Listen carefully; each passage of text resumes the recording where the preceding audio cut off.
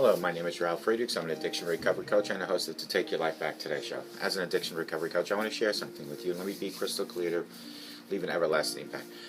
Just imagine being buried alive. You're in a coffin, but you know you're not dead. You don't know how to get out of that coffin. You tried lifting your lid, but the enormous weight upon the lid prevents you from opening the lid. You tried banging on the lid to unsettle the dirt, and maybe, just maybe, somebody might notice and dig their way down towards you. This is what it's like to find yourself at the lowest point of alcohol and drug addiction. You know you need help. You know you can't do it on your own, but you don't know where to turn. In reality, there are people by your grave. You just don't know that. You just think you're going to die. Usually, though, people don't think about death when they're habitually abusing drugs and alcohol. In order to feed an addiction, you have to be great at repressing the fear of death. I often ask you, my audience, did it ever cross your mind while you're abusing drugs and alcohol that maybe, just maybe, you might overdose and take something away that God had given you, called life? And if that's not selfish enough and you don't care about your life, what about taking your life away from the people that love and care for you most? Mother, your father, brother, sister, husband, wife, children, even your grandchildren. With this, let me leave one last thought. Don't be like the person that I just spoke about that went to their grave without seeking help. Instead, pick up the phone and call me at 844-405-HELP. I promise you, I will help you take your life back, for your life is gone. Folks, don't forget to take your slippers off at night and put them under your bed. Not at the edge of your bed, but way under your bed. That way in the morning when you wake up, you'll be forced to get on your knees to go retrieve those slippers. While they're on your knees, utilize the thing I call knee-mail. Knee-mail is when you're on your knees and you ask God for guidance, direction, mercy, and forgiveness. When you thank God for having a home, relationship, food, clothing, health.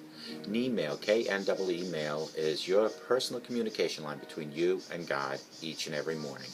Now, while you're on your knees and you're finished with knee-mail, speaking to God, get those slippers on, stand straight up, and walk with God 24/7.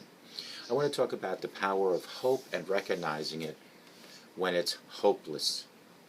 The power of hope and recognizing when it's hopeless. Hope structures your life, and anticipation, let's fix this for a minute, of the future and influences how you feel at the present time. Similar to optimism, hope creates a positive mood about expectations, goals, or future situations you might find yourself in. Such mental time travel influences your state of mind and alters your behavior in the present moment.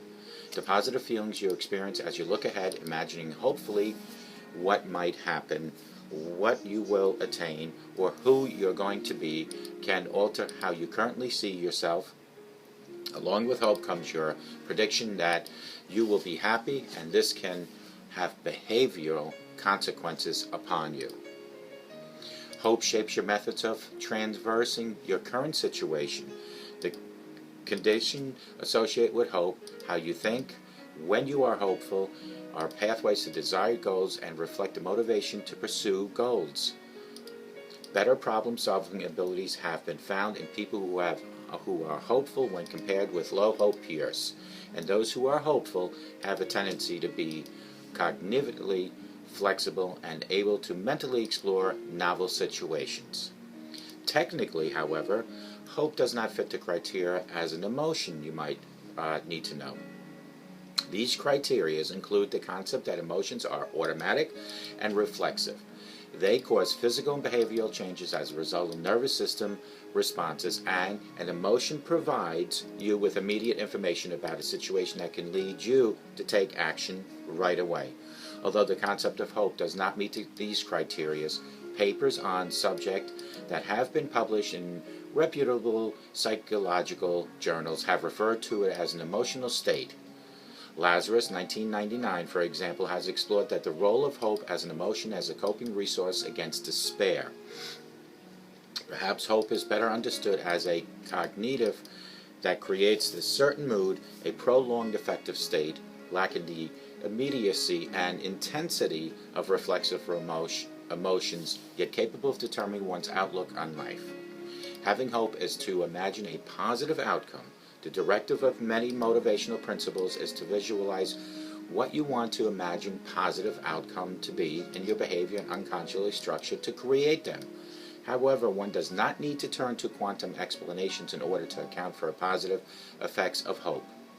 unconscious thought theory postulates that we are able to process information in our head to get your brain to work on a problem in a non-conscious way that can lead to bursts of insight. Most of the things we do unconsciously processed.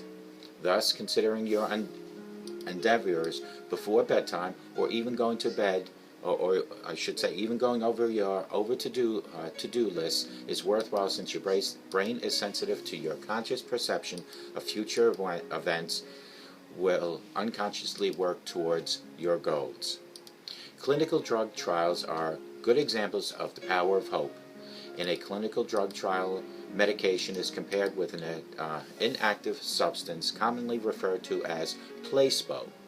Recent studies of antidepressants doubt their efficacy when compared to the placebo in a double-blind, randomized clinical trials. What most notable is that the clinical trials where the placebo is engineered to produce side effects, causing those who take it to believe that they are actually on medication. The efficacy of the placebo is similar to those of the medication in the past. In a discussion of these studies, a friend suggested that rather than referring to as such inactive substances as placebo, they should instead be called hopo, or hope. The way in which a hopeful person handles disappointment differs from those who are not.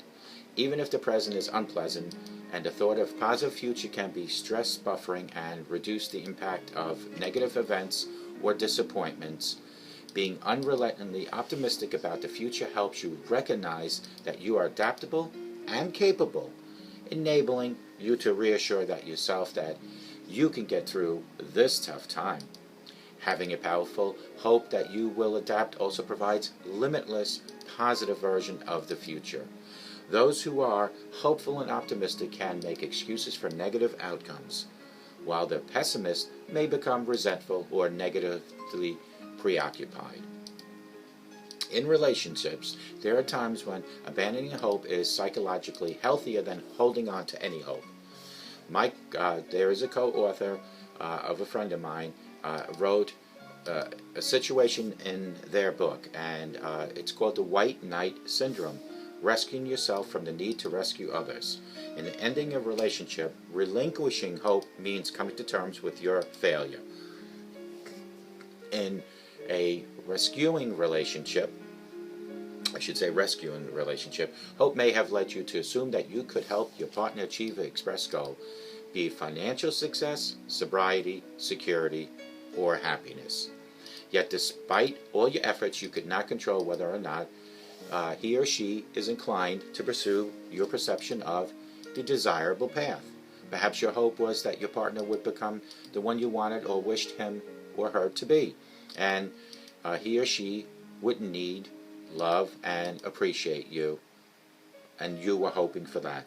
Relinquishing hope is hard to do because it means that you have failed to get what you expected from that relationship. The feelings associated with you giving up on a relationship are often the very same emotions you sought to avoid in the first place, including helplessness, despair, depression, or yearning that there are negative counterparts of hope. Yet giving up hope can also be very constructive and positive, depending on how you accept it and your attitude. Giving up hope is sometimes prudent in situations where turning your attention elsewhere is necessary in order to actually achieve your goal. Continue to pursue a particular direction where you are invariable encounter roadblocks, whether it's in relationships, careers, business venture, can obscure other avenues that may lead to achieving objectives. In our culture, there are particular glamour attributed to those who persist and win in spite of limited hope for success. At the same time, having the strength of recognizing when hope should be relinquished and the courage to acknowledge your hopelessness can point you in the unsullied direction that is accompanied by new hope each and every day. When you see that hope is no longer hopeful, it's a good time to let go of that hope, for at the end of that tunnel, it becomes better. It becomes healthier for you. But let's just go back to what was the title of this particular segment. And at what point do you give up hope? For there are certain times where hope is just hopeless. But remember, the power of hope and recognizing when it's hopeless is all in your control. And I hope to God you all had a great Thanksgiving, and I hope and I pray that God protects each and every one while you use the power of prayer each and every day, and may God bless you.